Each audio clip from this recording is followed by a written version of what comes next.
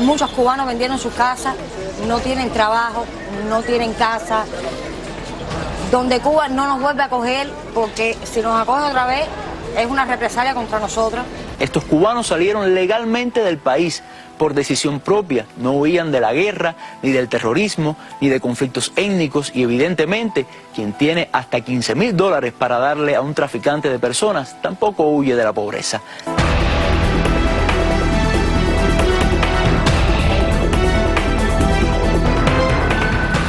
Bueno, sigue el drama esta noche en Costa Rica y también en lo que se conoció originalmente como La Palangana. Tenemos con nosotros a Antonio Rodiles, director de Estado de SED. Gracias, Antonio, por estar con nosotros. Enrique Herrero, director ejecutivo de Cuba Now. Gracias, Rick, por venir esta noche al programa. Dice que en Cuba no hay pobreza, que no es por pobreza que se van. Dice que ni por una guerra ni por la pobreza. Yo creo que se van por una guerra que ya casi lleva 60 años contra el pueblo cubano, que ha arrasado con toda la riqueza, con toda la prosperidad, que ha reprimido, que ha violentado y que realmente cada día se muestra lo desastroso que ha sido ese régimen durante todo este periodo, ¿no? Rick, ¿esta es la respuesta a la apertura del gobierno de Estados Unidos? No, esto es una respuesta a dos cosas. Principalmente una política fracasada que llevamos de más de 50 años, que ha estado dedicada por todo este tiempo en tratar de estrangular esa economía, y solo lo único que ha logrado es agravar la situación creada por el gobierno cubano, hacerla peor. Y al mismo tiempo mantenemos otra política que les da una válvula de escape. Entonces lo que estamos viendo ahora, que están cambiando las relaciones entre los Estados Unidos y Cuba, estamos viendo que muchos representantes aquí que no les gustan, están propagando rumores de que la ley de ajuste cubano se va a eliminar, cuando el presidente Obama lo ha dicho que redondamente desde hace tiempo. La Casa Blanca ha dicho que no, ha desmentido esto, pero de todas maneras, la pregunta para los dos, Antonio, si quienes están a favor de la apertura dicen que la política de Estados Unidos fracasó, ¿la política del gobierno cubano fracasó también en relación a su propio pueblo? Mira, yo creo que lo que es evidente que después del día 17 de diciembre acá hemos visto lo que va a seguir pasando y los planes que tiene el régimen. El régimen ha violentado, sigue sin ningún tipo de apertura, sigue controlando. Realmente lo que ha promovido Cuba Now con otros grupos acá se muestra en hechos, en la práctica, lo que ha venido trayendo. Y el régimen sigue usando sus viejos trucos de mafioso para presionar a la administración. Evidentemente esto es un acto de presión. Hay un triángulo, La Habana, Quito, Managua, donde están manejando toda esta crisis humanitaria, usando a los cubanos como balas de cañón para lograr sus objetivos políticos. Hoy, desde el Foro por los Derechos y Libertades y otros grupos también hemos sacado una declaración denunciando todo este manejo. Y yo espero que la administración Obama acabe de entender de una vez por todas que con mafiosos no se puede tratar en la forma tan ingenua, por decirlo cortésmente, o sin la falta de principios necesarios. Rick, las crisis migratorias de Camarioca, del Mariel, de los balseros, ¿esta ha sido provocada por el gobierno cubano, sí o no? Esta ha sido provocada por la falta de oportunidad económica en ese país, como dijo la señora al principio. Y la falta de libertad, ¿no? La falta de libertad, la falta de todo, la falta de que el cubano no puede lograr su sueño en su propio país, no puede ejercerse de la manera que quiere ejercerse en su propio país. Entonces, nosotros, en vez de tratar de aliviar esa situación, todo lo que hemos hecho es agravarla con la política que hemos mantenido y que ahora, empezando... Pero ahora esa política cambió y sigue el éxodo. Sí, bueno, pero ¿qué estamos pidiendo? ¿Que regrese la Carta Blanca? No. Esto se elimina normalizando. La manera de eliminar esto, o por lo menos tratar de aliviarlo de alguna manera, como los Estados Unidos, es cambiando la relación con Cuba para buscar toda manera de que ese país se encarrile en un camino al desarrollo. Yo entiendo eso, pero la política de Estados Unidos hacia Cuba cambió con esta administración. La de Cuba hacia Estados Unidos no ha cambiado. Ha cambiado, pero hay que tener en mente... Perdón, pero la política es resultado, y el resultado que tenemos en nuestras narices, otro éxodo, como ocurrió con el Mariel, como ocurrió con los balseros. Ahora 45.000 cubanos han cruzado en el último año por la frontera y siguen llegando. Hay 3.000 varados en Costa Rica y están llegando a un promedio de 250 a 300 diariamente. Sí. Y eso es por la falta de oportunidad económica dentro del país. No se le puede echar la culpa a Obama por eso. Es completamente ingenuo. No, lo que estoy diciendo es precisamente que tú decías que por la política equivocada de 50 años.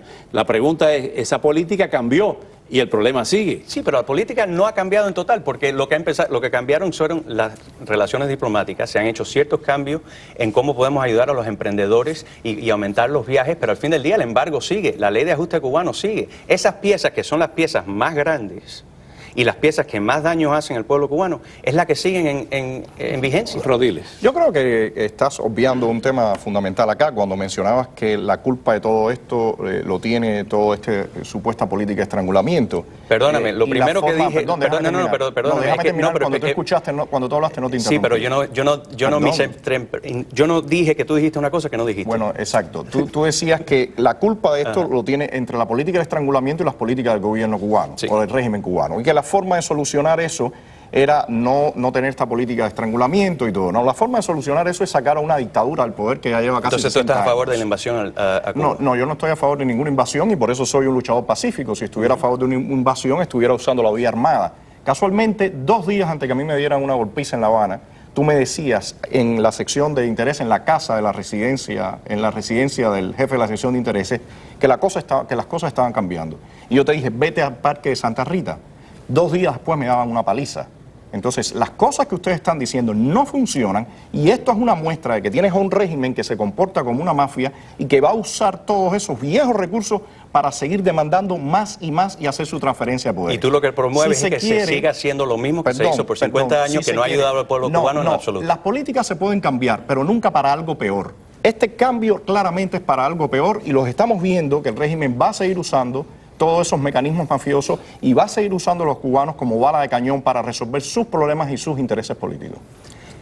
No tiene un plan para promover cómo podemos cambiar esta política para darle más aire, para darle más aire a todas las fuerzas que quieren cambio dentro de Cuba, la sociedad civil, personas dentro del gobierno, y en vez de sofocar a los que mantienen el status quo. Hasta ahora el embargo ha hecho lo opuesto. Le ha dado aire, le ha dado respiro y le ha dado poder a todos los que se han beneficiado de esa época de confrontación, de esa política de aislamiento, y ha sofocado al resto del pueblo. Eso es lo que queremos hacer, es cambiar esa política. Vamos a la parte noticiosa, lo que está ocurriendo hoy. Miles de cubanos durmiendo a la intemperie hoy en refugios. ¿Quién provocó eso? ¿Y cuál es la solución? Claramente el régimen está usando una situación de desespero del cubano para ejercer presión sobre la administración Obama. La jugada es muy clara, tenemos a La Habana, Quito y tenemos a Managua trancando el paso de los cubanos. Me parece que la solución es que la comunidad internacional acabe de hacer las presiones que se tienen que hacer sobre un régimen que sencillamente es un régimen decrépito que tiene al pueblo cubano sumido en una gran miseria, y esas presiones son muy simples, tiene que incluso cumplir acuerdos internacionales, porque el régimen no ha querido ratificar e implementar los pactos de derechos humanos de Naciones Unidas. ¿Por qué no cumple con los acuerdos de la OIT de respeto a las libertades de los trabajadores cubanos, sus derechos a huelga, todos estos derechos que se asumen en el mundo occidental como derechos básicos? El gobierno cubano los rechaza y dice que tiene su propia interpretación de los derechos humanos, su propia interpretación de las libertades del ser humano. Yo creo que mientras no se ejerza una presión contundente, fuerte sobre un régimen de este tipo, vamos a seguir viendo este éxodo y podemos ver cosas mucho peor. Vamos a ver lo que dice el canciller de Costa Rica para escuchar a Rick. Esto no es un problema solo de Centroamérica, mucho menos es un problema solo de Costa Rica. Yo veo con esperanza, más bien, no con ingenuidad, pero sí con esperanza de que esos contactos directos que tuvo Cuba con Ecuador y Cuba con Nicaragua más bien puedan facilitar, por la influencia que tiene Cuba sobre Nicaragua, puedan facilitar el encuentro de una solución.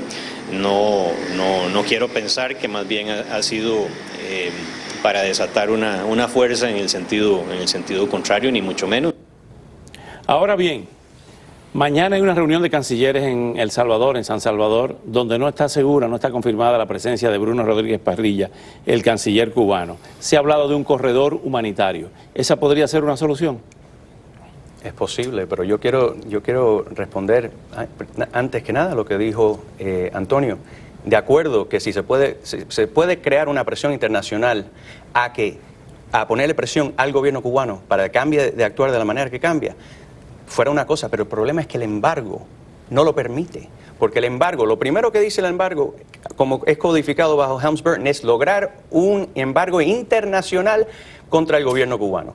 Es el primer fracaso pero eso de esa ley. Nunca se aplicó. No, porque el resto del país, porque de la manera que trataron de implementar eso fue una manera muy torpe, era amenazando al resto del mundo que le iba a meter demandas si ellos hacen negocio con el gobierno cubano, y el mundo entero lo ha rechazado. Para aplicarlo técnicamente, no era si tenían negocios con Cuba, que tocaran puertos norteamerinos y que tuvieran traficando en propiedades de Cuba, cubanas. Y propiedades confiscadas o robadas en Cuba. Claro, y eso tú traficas en esas propiedades y estás montando negocios y estás teniendo una presencia comercial. Pero eso nunca país. se aplicó. No, porque el mundo entero lo ha rechazado. El mundo entero lo ha rechazado y lo sigue rechazando, como hizo hace un mes en las Naciones Unidas. Entonces, esa coalición internacional... No por eso, porque los presidentes de Estados Unidos no la firmaron, cada año tienen que renovarla. El punto es que el mundo entero se ha negado en alinearse con nosotros y ha tomado el lado de una dictadura comunista dentro de Cuba. ¿Qué política más torpe hemos implementado? Que ese ha sido el resultado casi 20 años después. Si se levanta el embargo, ¿se acaban los éxodos en Cuba? Los éxodos se acaben cuando el gobierno cubano de verdad, en serio, se encarrile en un camino hacia el desarrollo, un camino en donde pueda crear y establecer oportunidad económica en ese país, que el cubano no vea como su única opción para vivir sus sueños salirse del país. Pero Raúl Castro dijo que no va a cambiar de su sistema político y económico un milímetro. Raúl Castro lo ha dicho Bruno Rodríguez, lo han hecho en acción, no han cambiado ni un milímetro, y evidentemente una política puede no tener todos los resultados y la eficiencia que uno quiere, y es claro que se puede cambiar y variar, pero no se puede sustituir por una política sin principios, no se puede sustituir por una política donde se obvie violaciones tan atroces como se cometen en Cuba, y donde el cubano, incluso los que viven fuera de Cuba, tienen que soportar vejámenes para regresar a su país y de un gobierno tiránico. Ustedes dos que han estado en Cuba hace poco, ¿hay pobreza? Porque el de la televisión cubana dice que la prueba de que en Cuba no hay pobreza es que pagan $15,000 para una serie de traficantes. Es una ridiculez. Hay Obviamente pobreza. a esa gente le enviaron el dinero o vendieron una casa y así consiguieron el dinero. Pero si no vivieran en pobreza, no estuvieran arriesgándose la vida para tratar de salir del país. No, la situación cada vez es más alarmante y evidentemente por este camino lo que vamos a encontrar son las clásicas explosiones sociales al doblar de la esquina. O sea, esta política de Obama, lo que va metiendo en una encrucijada al pueblo cubano, al cubano real, en la que no encuentra una salida de cómo prosperar, porque la política y las leyes en Cuba no lo permiten, y no ejerce la presión para que el régimen dé los pasos que tiene que dar. Gracias por venir. Vamos a seguir con este tema porque parece que ese éxodo está ahí trabado, está complicado.